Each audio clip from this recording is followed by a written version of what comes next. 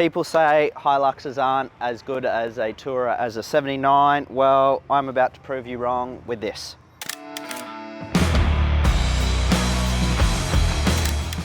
Hey guys, welcome back to another BAW YouTube episode. This week we're going to run through Thomas's car. Now this one's been a bit of a stage build, so he's come in 3 times just between parts coming and turning up. But we are going to start at the front. So we got a single hoop off-road animal bar. You got your rated recovery points because every bull bar needs recovery points. They are a very handy thing when you're off-road and getting stuck. You got your high lift jack points. And then another thing that complements the bull bars really well is some good lights.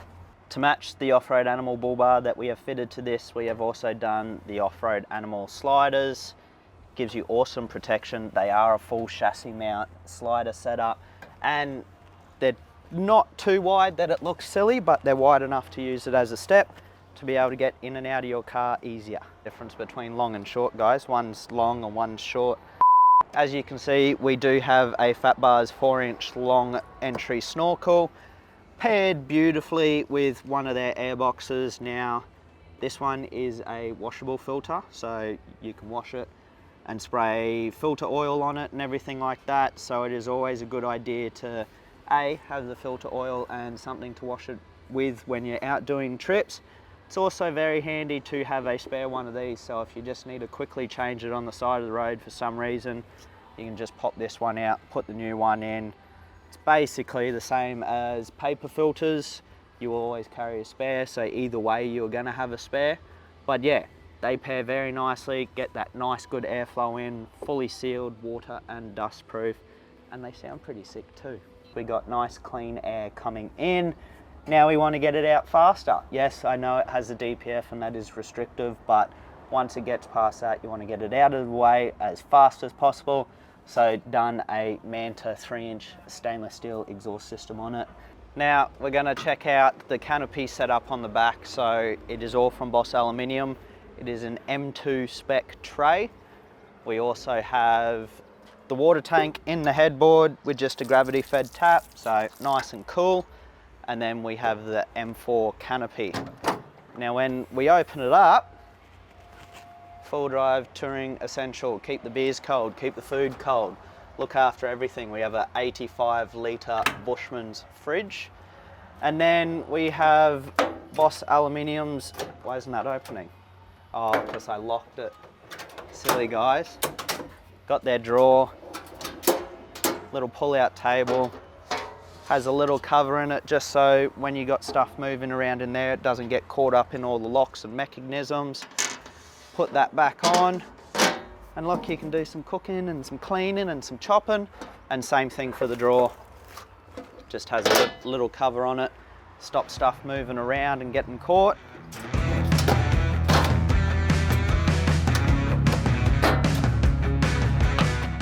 Now, the customer has opted for the spare tyre holder, the rear ladder, and the jerry can holder. Basically, 2 little over center latches, ladder comes down nice and secure.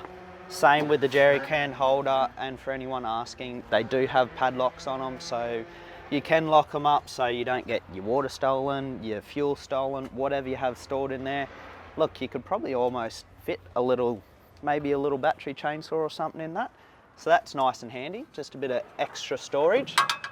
And then something we'll go around to is we got the underbody toolboxes. Now everything in this canopy and toolboxes is all central locked. So one click, opens, close. Another essential, which I think a lot of people pass up when they're doing a build, is air compressors. Now you can either have your portable ones that you just hook to your battery and pump them up, but I really like the idea of your in-car ones. Everything's right there, ready to go. ARB twin compressor, air tank, air outlet, all your air stuff, throw it in there, your tyre deflators, whatever. Flick of a switch and off she goes. Pump up those tyres, blow off all the sand off all your stuff before you throw it back in the canopy, and happy days. We have the same drawer set up as the other side. It pulls out, has a lock in it, so if you are on a hill, it doesn't keep sliding in. Has the little tabletop, stop your stuff moving all around. To get it to go back in, you just push the locks down, push it in, lock it. Another shelf. Now, another cool thing with these is the full modular system. So basically just have these brackets and some plates on the back with nutserts in them. Just unbolt it, can move this shelf, take it out if you want to put bigger stuff in there. You can also get there, pull out pantries and kitchens and everything and just bolt it all in. All these uprights can be moved to whatever position you want to suit what you need to do. And then we have this cool thing. So this is basically his power system.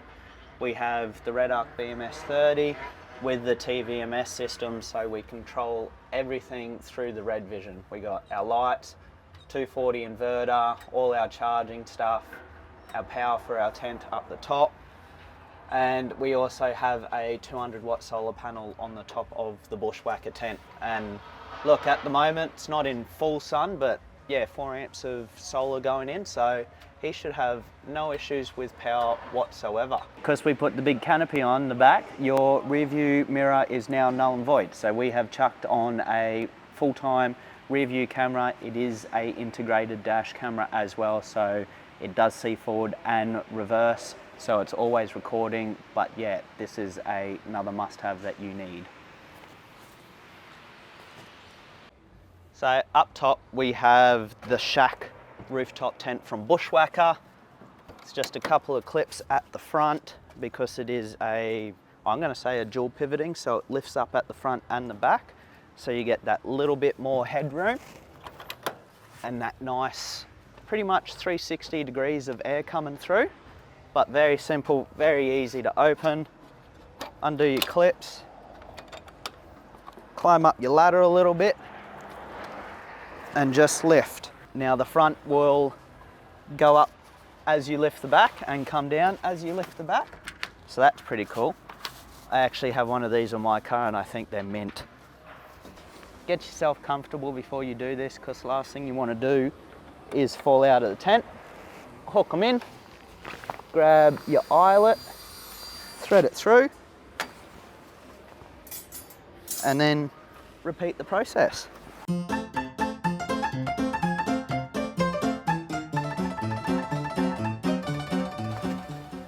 Bang, set up.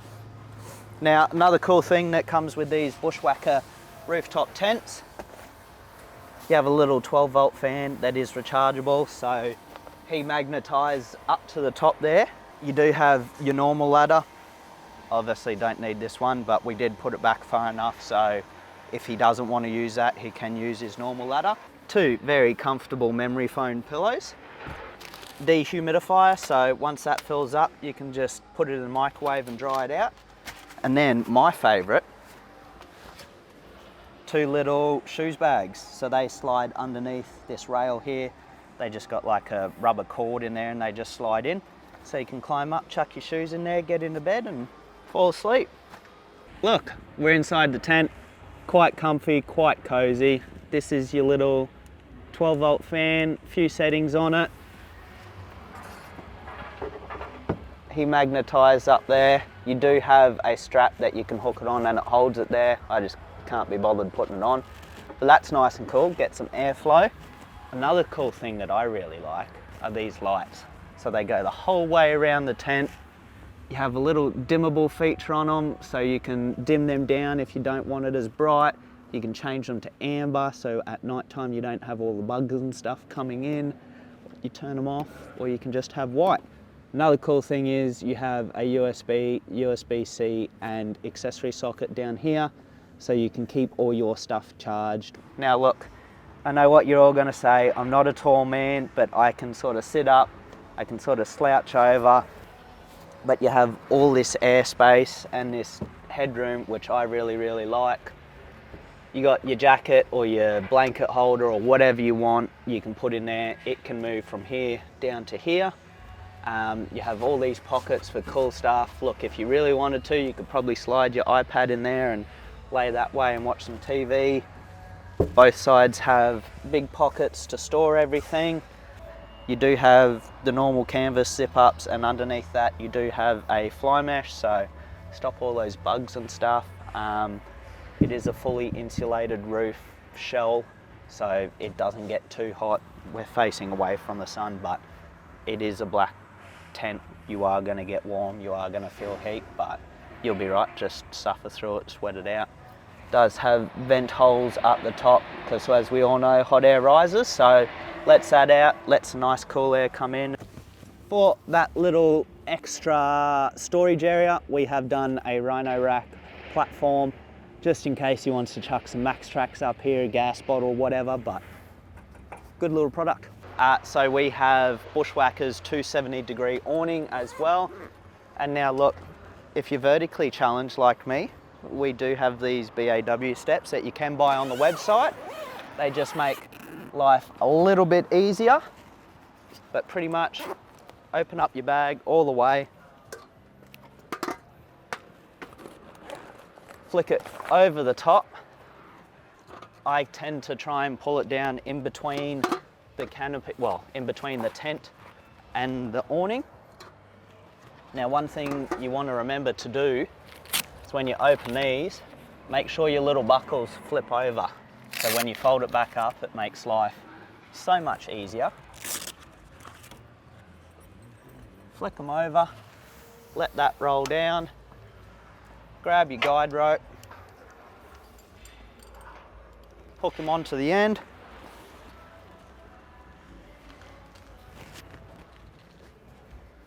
Find a point on the other side of your canopy to hook it on.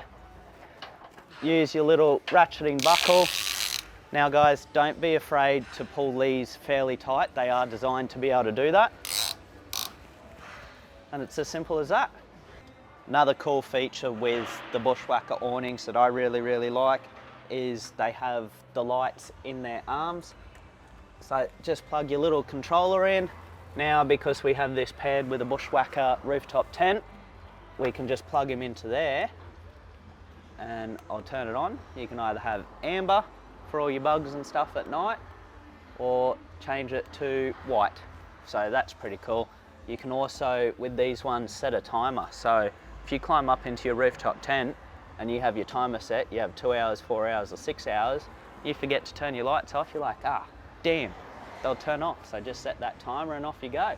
Because we have added all this extra gear, the factory GVM was not going to cut it. So currently, as this vehicle sits, it's got full of water, the fuel tank isn't full, and there was no passengers in the car. It was sitting at about 29.50. Now, the factory GVM on these Hiluxes is 30.50, so by the time he puts anything in the canopy, couple of passengers, even towing something, he would have been over his GVM. So we have done a Lovells GVM. It has now bumped us up to 3670. We have also raised the front axle load capacity and the rear axle load capacity. So we did some numbers. We ended up with about a little over 700 kilos of GVM left, but we did have to watch our rear axle load rating, as we only had 320 kilos left of that rear axle load rating. So you do have to be careful and plan how you stack things in your car. Yes, he has a lot in his GVM left, so he could put more stuff in the front because he's got heaps of front axle load rating left, and then sort of keep everything into the back as a minimum, just so he doesn't go over that rear axle load rating. But because we did a GVM, we got these cool things. So ROH wheels, Maxxis tyres. I run the Maxxis tyres on my car. I reckon they're a great tyre. We run them on a lot of customers' cars and don't have any complaints. So these ROH Lotus are flow forged. So if you don't know what that is, Google it, because it's quite an interesting process of how they make the wheel to be able to have a higher tensile strength and be much stronger than a fully forged billet wheel. So that sums up Thomas's build. Does it beat a 79 series for touring? I think it does. It's got all the right things going for it, but don't forget to like, share, subscribe, and let us know what you think in the comments, and we'll see you on the next YouTube video.